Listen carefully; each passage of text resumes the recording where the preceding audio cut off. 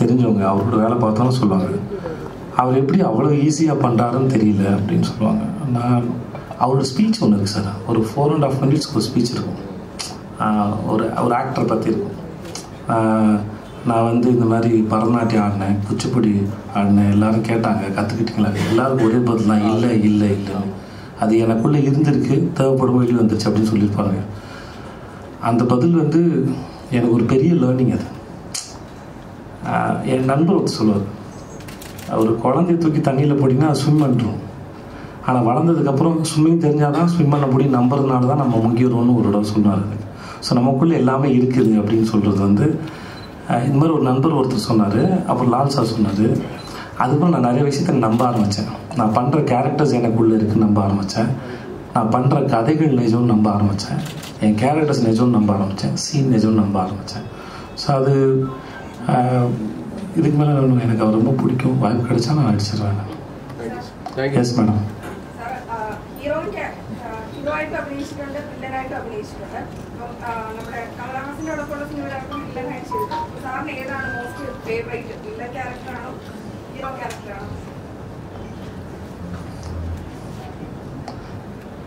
இங்கே எல்லாமே ட்ரை தான்மா. முயற்சி தான் பண்ணுவாங்க. இதுவரை எங்களோட ரொம்ப சின்னதாக, இதுவரும் இது எதோட நிற்க முடியாதுல்ல. அப்படி நின்று இருந்தால் இவ்வளோ தூரம் வந்திருக்க முடியாதுல்ல. ஸோ அதனால் லிமிட்டேஷன்ஸ் இல்லை. இப்போ நித்லன் சுவாமிநாதன் சொன்னார் இல்லையா, ஆர்ட்டுக்கு வந்து பவுண்டரிஸ் இல்லைன்ற மாதிரி ஆர்டிஸ்ட்டுக்கும் பவுண்டரிஸ் இல்லை. அது எதாவது வச்சுக்கிட்டாலே அது நான் எதுக்கு இப்போ கேட்டால் நான் யாரையா ஒருத்தரோட ஃபேன்னு சொல்ல முடியும்ல. அது ஏன் சொல்கிறதுல, ஏன்னா எல்லாருக்கிட்டேருந்தும் கற்றுக்கிறதுக்கு நிறையா இருக்குது. இப்போ நீங்கள் கேள்வி கேட்குறீங்கல்ல, உங்கள் கேள்வி கேட்குறதுக்கு முன்னாடி என்கிட்ட அந்த பதில் இல்லை. அந்த கேள்வினால தான் பதில் வருது. அந்த பதில்னால நானும் கற்றுக்கிறேன். ஓ எனக்குள்ளே இது இருக்கா, நான் இப்படி பேசுகிறேன்னா, ஓ என் அறிவு இது தானா, என்னோடய அறிவோட மெஷர்மெண்ட் எவ்வளோ, என் நாலேஜோட மெஷர்மெண்ட் எவ்வளோ, இதெல்லாம் எனக்கும் தெரியுது. ஸோ உங்கள் கேள்வியின் மூலமாக நானும் கற்றுக்கிறேன், என் பதில் வழியாக. So no boundaries, no limitations, you just keep trying. அதில் ஒரு எக்ஸைட்மெண்ட் இருக்குது. நீங்கள் எதாவது ஒருத்த ஃபிக்ஸ் பண்ணிட்டீங்கன்னா அது அந்த ஜேர்னி அதோட முடிஞ்சிருது. இப்போ நான் ட்ரிவாண்ட்ரம் வரணும்னா அது முடிஞ்சிருச்சு. நான் ட்ராவல் பண்ணணுன்னா அது பண்ணிகிட்டே இருக்கலாம் through out the world. So அப்படி தான் அதுக்குள்ளே இருக்குது. நான்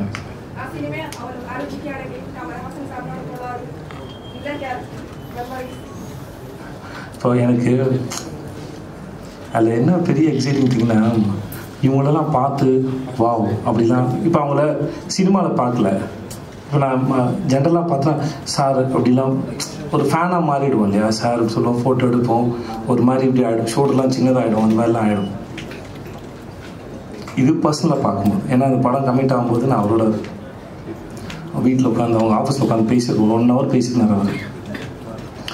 இப்போது இந்த மாதிரி படம் பண்ண போகும்போது அதே ஆக்டர் ரஜினி சாரோ, கமல் சாரோ, ஷாருக் கான் சாரோ, விஜய் சாரோ, யாரோ அதே ஆக்டரை you can see him with so much confidence and attitude. No, அதில் ஒரு எக்ஸைட்டிங் இருக்குது. அது மேபி அது என் இடத்துலேருந்து பார்த்தா தெரியும்னு நினைக்கிறேன்.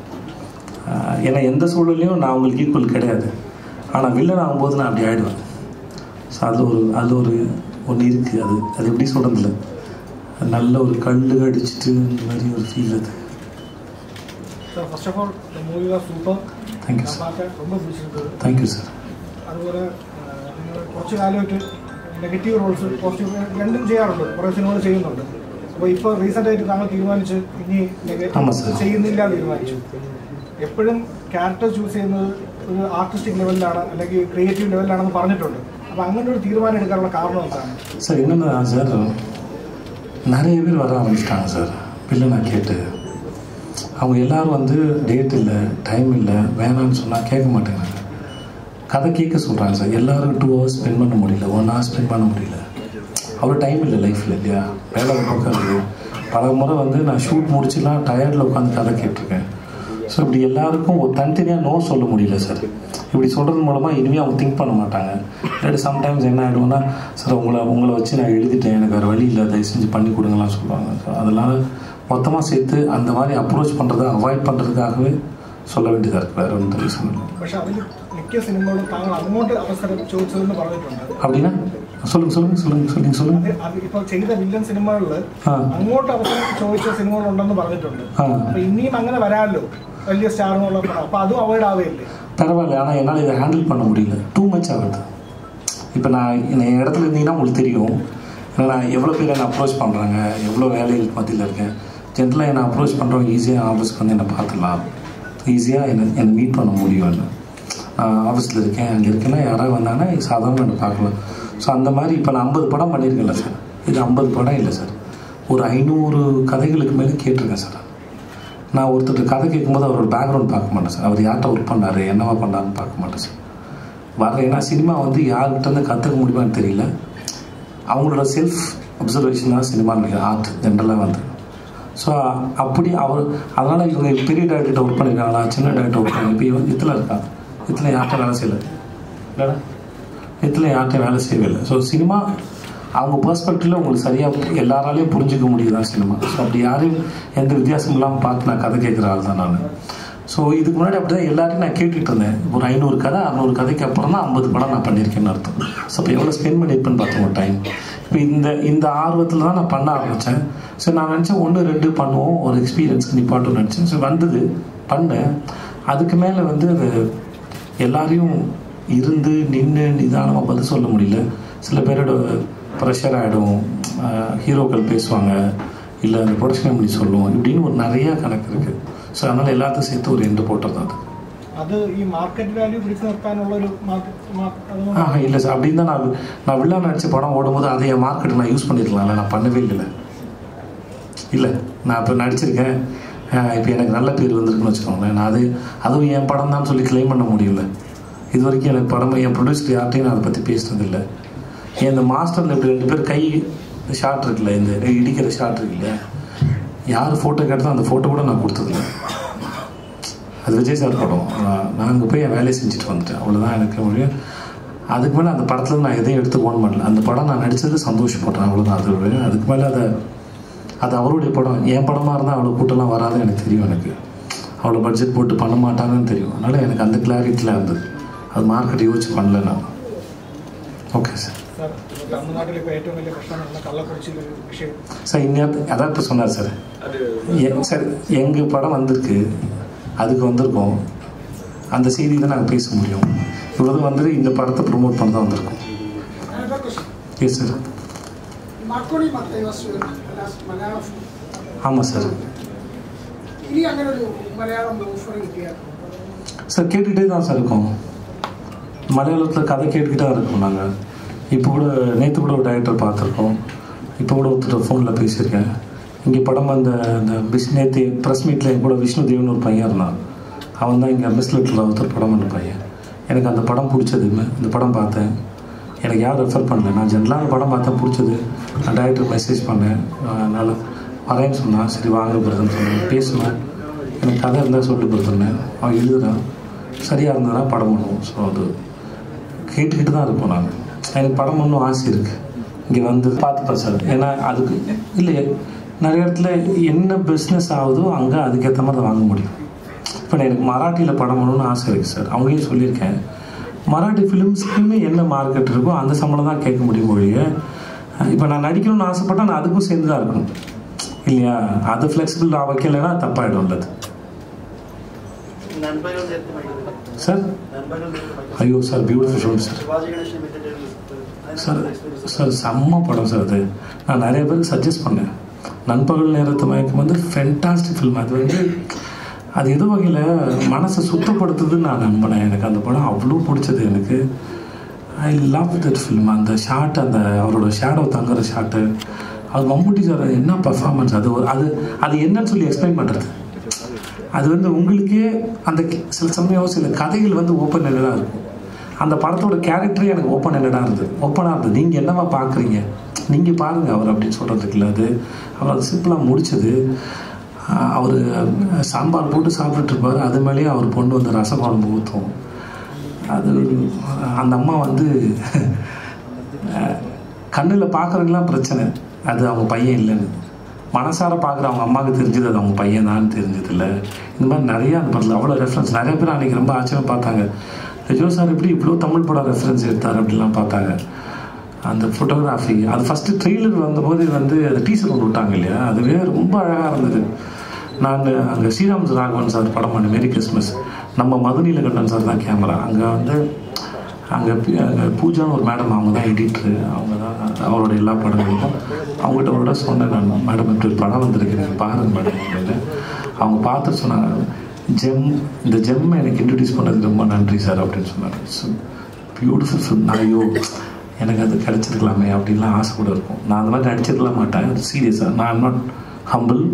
அதுவும் அந்த 2 நிமிஷம் சீன் இல்லையா, மம்முட்டி சாரோட சீன் வந்து 2 நிமிஷம் அந்த சீனு மாறி ரெட் அண்ட் க்ரீன் லைட்டில் இருக்கும் அந்த பாரில்.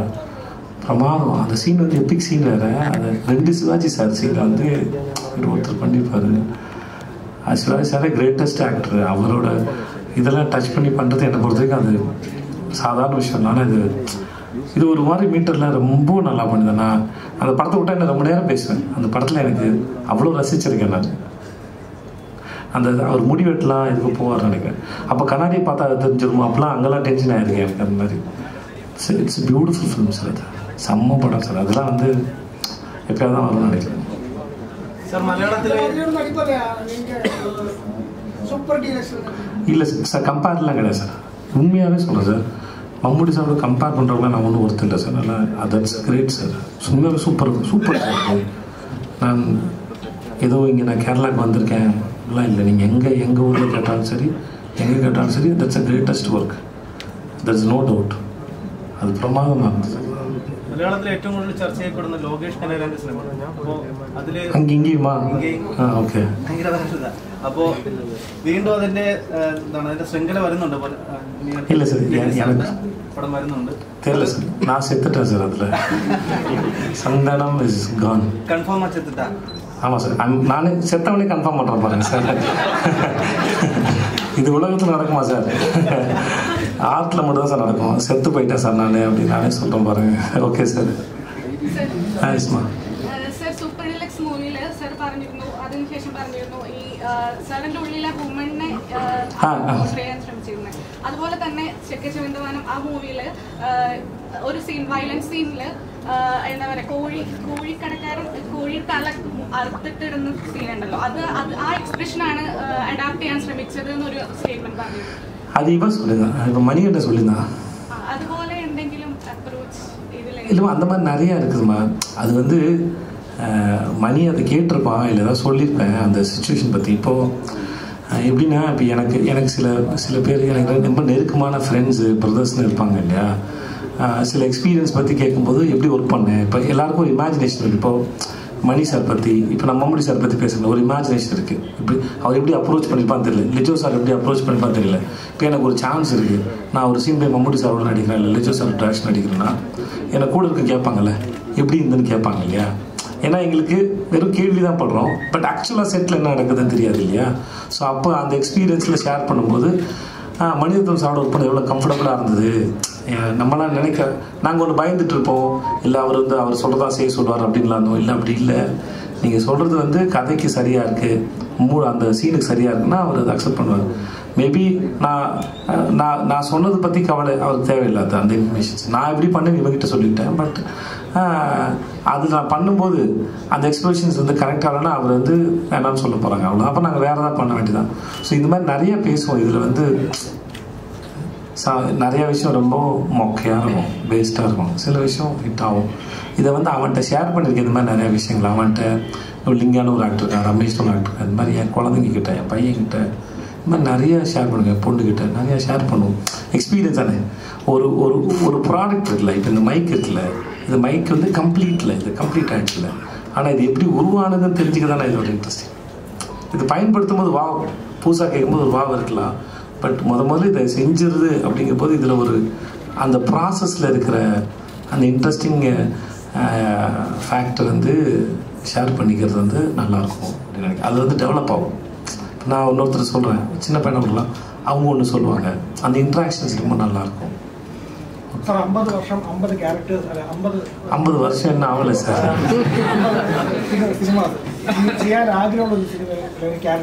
அப்படி ஒன்றும் இல்லை சார்.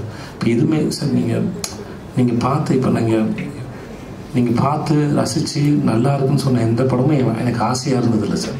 ஏன்னா ஐம் நாட் அ ரைட்டர்.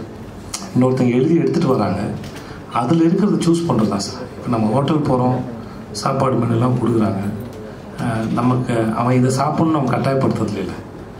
உங்களுக்கு பரோட்டாவும் கறினா பரோட்டாவும் கறி, இல்லை தயிர் சாதம்னா தயிர் சாதம், அந்த மாதிரி நம்ம சூஸ் பண்ணிக்கிறோம். அதை நான் செய்யலை இல்லை. அந்த மாதிரி இவங்க இப்போ 7 வருஷம் 6 வருஷம் ஆயிருக்கு, 14 வருஷம் எழுதியிருக்காரு. அந்த 14 வருஷம் எழுதுனாலும் இந்த படம் ஓடலை. அவர் அதை எழுதுறது அது சரியாக எழுதியிருக்காரு, அது சரியாக செஞ்சுருக்காரு, அவர் சரியாக ரிலீஸ் பண்ணியிருக்காரு. இவ்வளோ நடந்திருக்காது கொஞ்சம். ஸோ அதை சூஸ் பண்ணுற மட்டும் தான் வேணும். நித்தினோடு ஒர்க் பண்ணியிருக்கேன். இந்த டைரக்டரையும் இந்த கதையை நம்பினதோடு என் வேலை முடிஞ்சிச்சு. மற்றது எல்லாமே அவரோட தானே. ஸோ அதனால் எனக்கு அப்படி எதுவுமே இல்லை சார். No nothing. ഈ പടത്തിന്റെ പോസ്റ്റർ ഇറങ്ങിയ സമയത്ത് ഞാൻ കണ്ടപ്പോൾ ചെവിയിൽ മുറിവോട് അടച്ചു വെച്ചിരിക്കുന്ന ഒരു പോസ്റ്ററാണ് ഞാൻ കണ്ടത്. അത് കണ്ടപ്പോൾ ഞാൻ ആദ്യം വിചാരിച്ചത് ഏതൊരു ഓഫ് ബീറ്റ് പടം വരാൻ പോവുകയാണ്, കുറച്ച് ഫെസ്റ്റിവൽ മൂവി ആയിരിക്കുക, പ്രശ്നം കാണണ്ട എന്ന് വിചാരിച്ചു. റിലീസ് ചെയ്തു, ഒരുപാട് നല്ല അഭിപ്രായം വന്നപ്പോഴാണ് ഞാൻ പോയി കണ്ടത്. അപ്പം അങ്ങനെ പലരും വിചാരിച്ച് കാണാം. കാരണം താങ്കളുടെ പടങ്ങൾ അങ്ങനത്തെ സിനിമകളുണ്ട്, ഈ ഓഫ് ബീറ്റ് ടൈപ്പിൽ നല്ല സിനിമകളുണ്ട്. അപ്പം അങ്ങനെ ഒരു റിസ്ക് പ്രതീക്ഷിച്ചിരുന്നോ, അല്ലെങ്കിൽ അങ്ങനെ മതി കുഴപ്പമില്ല? சார் அது வந்து கரெக்ட் தான் சார். எல்லாமே இப்போ ஒரு படம் நல்லா இருக்கோ நல்லா இல்லையோ, இல்லை எவ்வளோ ஆகி இருந்தாலும் ஒரு ஷோ தானே சார். ப்ரெஸ்ஸுக்கு போடுறதோ பப்ளிக் பார்க்குறோம். அந்த படம் நல்லா இருந்ததுன்னா அது இப்போ இந்த படத்துக்கு நல்லா பார்க்கலாம். ப்ரெஸ்ஸு பார்த்தாங்க, பப்ளிக் பார்த்தாங்க.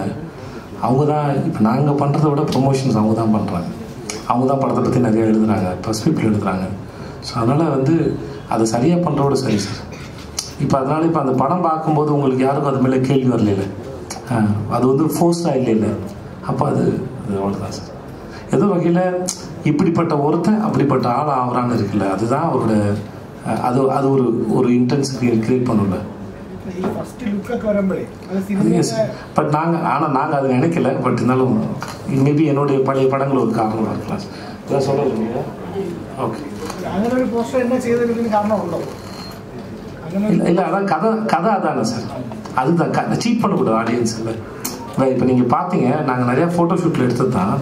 அந்த மாதிரி ஷார்ட்ஸ் இல்லை படத்தில் பார்த்துருக்க மாட்டீங்க. ஆனால் அந்த மூடு தான் கொடுக்கணும். ஒரு படத்தோட மூடு இது. அந்த படத்தோட மூடை சீட் பண்ணி நான் போஸ்டர் பண்ணக்கூடாது, அவ்வளோதான். அது நீங்கள் அதில் உங்களுக்கு ஒரு இமேஜினேஷன் க்ரியேட் ஆகுதுல்ல சார். அது வந்து இந்த வந்து பார்க்கும்போது படத்தோட மேட்ச் ஆகணும். அந்த போஸ்டர்ஸு நீங்கள் ஃபஸ்ட்டு ட்ரெய்லர் பார்க்கும்போது, டீசர் பார்க்கும்போது நான் உங்களை சீட் பண்ணக்கூடாது. ஏன்னா அது உங்களுக்கு ஒரு எக்ஸ்பெக்டேஷனை க்ரியேட் பண்ணிவிடும் இல்லையா, அதுதான் முக்கியம்.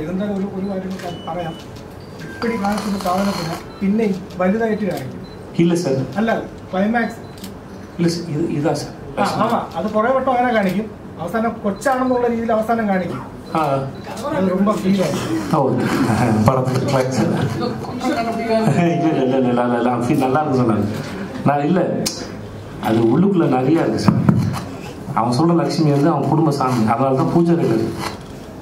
அது சாமி நிஜமாகவே அந்த குழந்தைய காப்பாற்றுச்சு. அது உண்மையும் கூட தானே. ஆமாம் தானே, அவ்வளோதான் சார். எல்லாரும் சொல்லிட்டாங்க சார். நன்றி சார். அவர் இன்னும் திருந்த மாட்டேங்கிறார் சார். விடுங்க சார். சார் வந்துச்சுன்னா சந்தோஷம் சார். ஆனால் அது காசு வரல சார். வேற சார்.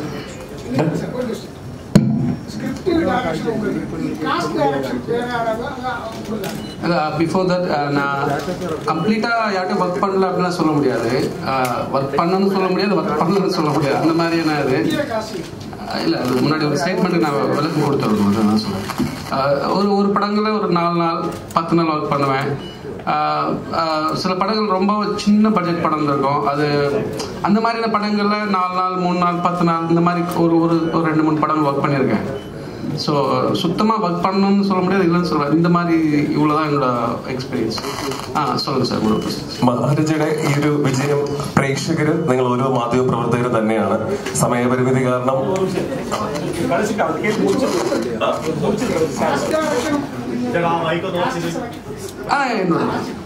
என்னோட தான் சில விஷயம் வந்து டிஸ்கஸ் பண்ணிப்பேன். நான் எங்கள் டீம் ப்ரொடியூசர் எல்லாம் சேர்ந்து சில கேரக்டர் மட்டும் டிஸ்கஸ் பண்ணி பண்ணுவோம். முடிச்சுக்கலாமா sir? Last question sir. Okay sir, done. Sir Anurag sir வந்து ஃபஸ்ட்டு எனக்கு ஹிந்தி படத்துக்கு அவர் தான் சார் பார்த்தாரு. சென்னையில் ஒரு படத்தை 2016 பார்த்தார் சார். அந்த படம் நடக்கல. அப்புறம் அவருடைய படம் இமேகானோடியில் நடிச்சிருக்கோம், ஆனால் மீட் பண்ணதில்லை சார். அப்புறம் நான் வந்து மும்பையில் வந்து ஒரு ஃபங்க்ஷனில் பார்த்து அப்புறம் அவர் படம் பார்க்க கூப்பிட்டாரு. அப்போ போயிருந்தேன். அவர் படம் கெனடி படத்தை நான் பார்த்தேன். என் ஒப்பீனியன் அவர்கிட்ட சொல்லியிருந்தேன். எனக்காக தேங்க்ஸ் கார்டு கூட போட்டிருந்தார் அவர் படத்தில். அதுக்கப்புறம் இந்த படத்துக்காக நான் தான் பேசினேன். நாங்கள் பேசியிருந்தோம் 2-3 ஆர்டிஸ்ட்லாம். அதில் ஒரு ஆர்டிஸ்ட் அனுராக் சார். நான் சொன்னேன் அனுராக் சாரையும் பேசி பார்ப்பேன் சொன்னேன். ஸோ கதை சொன்னால் அவர் கதை பிடிச்சிருந்து வந்து பண்ணி கொடுத்தாரு சார். ஸோ அவர் வந்து அவர் வந்து இல்லை நாங்கள் வேறு யாரையும் கமிட் பண்ணால் கூட இவ்வளோ டெடிக்கேட்டடாக பண்ணியிருப்பாங்க தெரியாது. நீங்கள் வந்து அவர் கையெல்லாம் ஷோல்டரில் இறங்கினா கூட அது வந்து அந்த சீனுக்கு நல்லதுன்னு நம்மளை சொன்னால் மொத்தமாக இறங்கலை. பட் அவருக்கு அந்த கை நம்ம பெயினில் தூக்கலாம் முடியல. பட் அவர் வந்து அந்த தவழ்ந்து போகும்போது வந்து இந்த கை நல்ல வேலை இப்படி ஆயிடுச்சு, so I can use only my one hand to crawl அப்படின்னு சொல்லும்போது இதை எனக்கு ஆஸ்பத்திரி கூட்டிகிட்டு போ அப்படின்லாம் இது பண்ணாமல் அதெல்லாம் பண்ணது வந்து அந்த சீனோட தேவையை புரிஞ்சுக்கிட்டு பண்ணதெல்லாம் வந்து இட்ஸ் சூப்பர் ஃபேண்டாஸ்டிக். அப்புறம் அவருக்கு மொழி ரொம்ப சுத்தமாக தெரியாது. இவ்வளோ கஷ்டப்பட்டு அந்த எமோஷன்ஸ் எல்லாம் வந்து கரெக்டாக புரிஞ்சுக்கிட்டு பண்ணது வந்து அதெல்லாம் சேர்த்தா படத்துக்கு பெரிய support. Dubbing Chetan sir Chetan actor Chetan sir தெரியும் சார். விடுதலையில் பார்த்துருப்பீங்க, அவர் கிரேட் ஆக்டர். Thank you sir. எல்லாருக்கும் ரொம்ப நன்றி. Thank you so much. சீக்கிரம் போயிடலாம், எல்லாரும் வேர்க்குது.